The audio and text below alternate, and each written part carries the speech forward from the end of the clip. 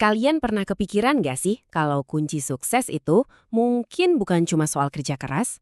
Hari ini kita bakal bongkar sebuah pola pikir yang revolusioner banget dari buku Jangan Pernah Makan Sendirian. Ini bakal mengubah total cara pandang kita soal membangun koneksi. Yuk kita mulai. Margaret Whitley pernah bilang sesuatu yang keren banget. Katanya hubungan ada di mana-mana. Ini pengingat yang kuat banget loh, kalau kita ini nggak hidup sendirian di dunia ini. Setiap pencapaian, setiap langkah kita ke depan, itu pasti ada kaitannya sama orang lain. Jadi ide kalau kita ini pahlawan super yang bisa sukses sendiri, itu cuma ilusi. Terus gimana cara kita menerapkan ide ini di kehidupan nyata? Oke, kita mulai dari prinsip yang pertama.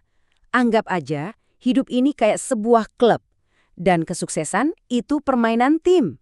Ini adalah pelajaran paling dasar yang mengubah hidup penulis buku ini.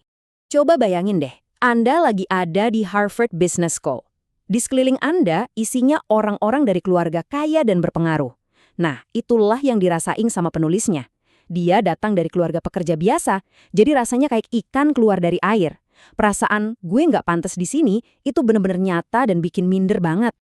Nah, titik baliknya justru datang dari pengalaman yang nggak disangka-sangka. Pas dia jadi caddy golf. Di lapangan golf itu, dia lihat langsung dengan mata kepalanya sendiri gimana orang-orang sukses itu nggak nungguin kesempatan datang, tapi mereka yang ciptain kesempatan. Mereka saling bantu, saling berinvestasi satu sama lain, dan mereka pastiin generasi setelahnya bisa mulai dari posisi yang lebih baik. Ini kayak ekosistem kesuksesan yang tersembunyi. Kisah legenda golf, Arnold Palmer, itu contoh yang sempurna banget. Dia mulai dari nol di lapangan golf tempat ayahnya kerja. Ini membuktikan kalau akses sosial itu memang penting, tapi yang jauh lebih penting lagi pesannya, Anda nggak perlu nunggu dapat undangan khusus buat masuk ke klub orang-orang sukses. Anda bisa mulai bangun jalan Anda sendiri detik ini juga. Oke, kalau sukses itu adalah permainan tim, lalu mata uangnya apa? Nah, ini membawa kita ke prinsip kedua yang super penting, jangan pernah berhitung. Kayak kata George Burton Adams, kita ini adalah hasil dari ribuan interaksi kecil. Setiap kebaikan yang kita terima dan kita kasih, itulah mata uang yang sesungguhnya dalam membangun hubungan. Waktu ditanya apa rahasia suksesnya, penulis buku ini cuma jawab pakai satu kata, kemurahan hati. Udah, itu aja. Lupakan soal hitung-hitungan untung rugi. Hubungan yang tulus, yang kuat, itu lahir dari keinginan murni untuk memberi dan membantu orang lain, tanpa pamrih.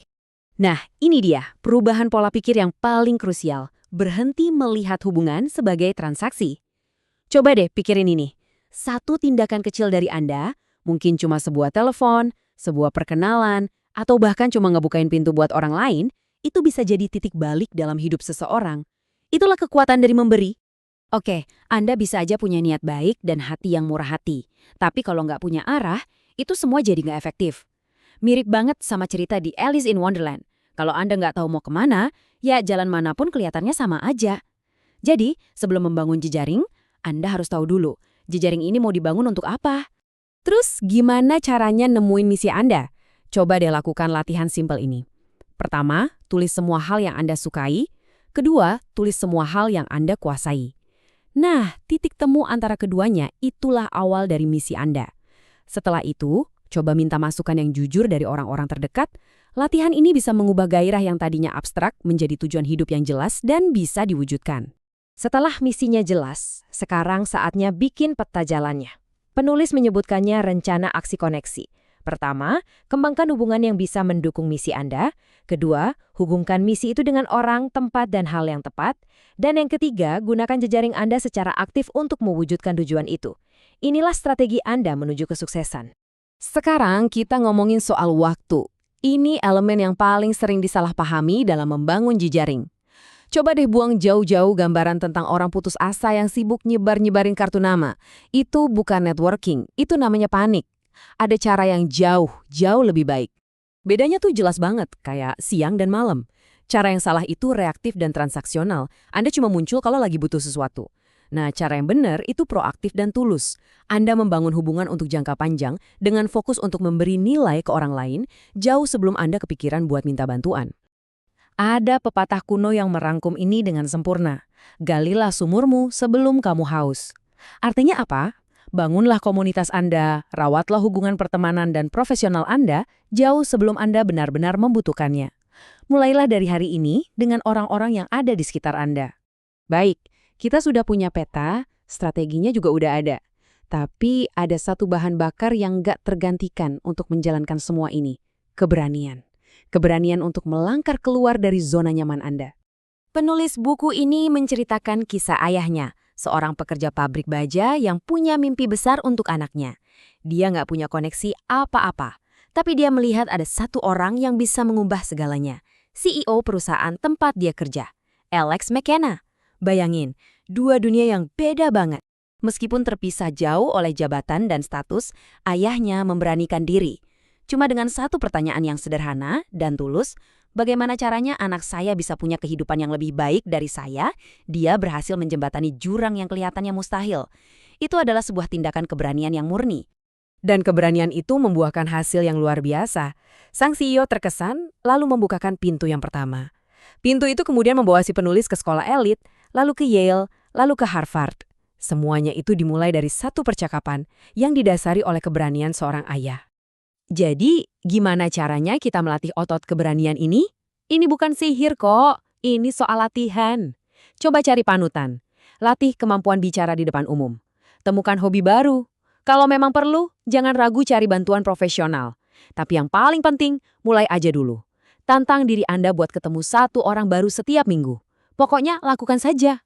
Coba lihat kisah Dean Rosenberg ini. Tahun 1969, dia lihat ada masalah. Sedikit sekali pembicara wanita. Dia nggak cuma ngeluh, dia langsung bertindak. Surat pertamanya diabaikan, tapi dia nggak nyerah. Surat keduanya, yang lebih tegas, akhirnya dapat perhatian. Cuma 2 hari kemudian, dia ditelepon langsung sama Presiden IMA dan diundang untuk bicara. Keberanian dan kegigihan itu kombinasi yang nggak terkalahkan. Sebagai penutup, mari kita lihat sebuah kisah hidup yang menyatukan semua prinsip yang udah kita bahas. Kemurahan hati, misi, dan juga keberanian. Ini kisah seorang pemimpin wanita yang luar biasa. Ini adalah Katharine Graham. Setelah tragedi menimpa keluarganya, beliau bertransformasi dari seorang ibu rumah tangga yang pemalu menjadi pemimpin Washington Post. Dan di bawah kepemimpinannya, surat kabar ini berhasil mengungkap skandal Watergate dan jadi salah satu yang paling berpengaruh di dunia. Apa sih rahasianya? Jejaringnya. Tapi ini bukan jejaring biasa. Dia bisa berteman dengan siapa saja, dari seorang presiden Bill Clinton sampai instruktur breakdance.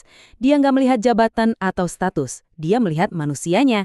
Dengan memperlakukan semua orang dengan hormat dan kebaikan, dia membangun sebuah fondasi kepercayaan yang nggak tergoyahkan. Pada akhirnya, semua ini kembali ke satu hal, kemurahan hati. Jejaring Anda itu nggak dibangun pas Anda lagi butuh bantuan, tapi justru pas Anda memberikannya. Jadi, saya mau tinggalkan Anda dengan satu pertanyaan ini. Siapa orang pertama yang akan Anda bantu hari ini, tanpa mengharapkan imbalan apapun? Jawaban Anda adalah langkah pertama Anda.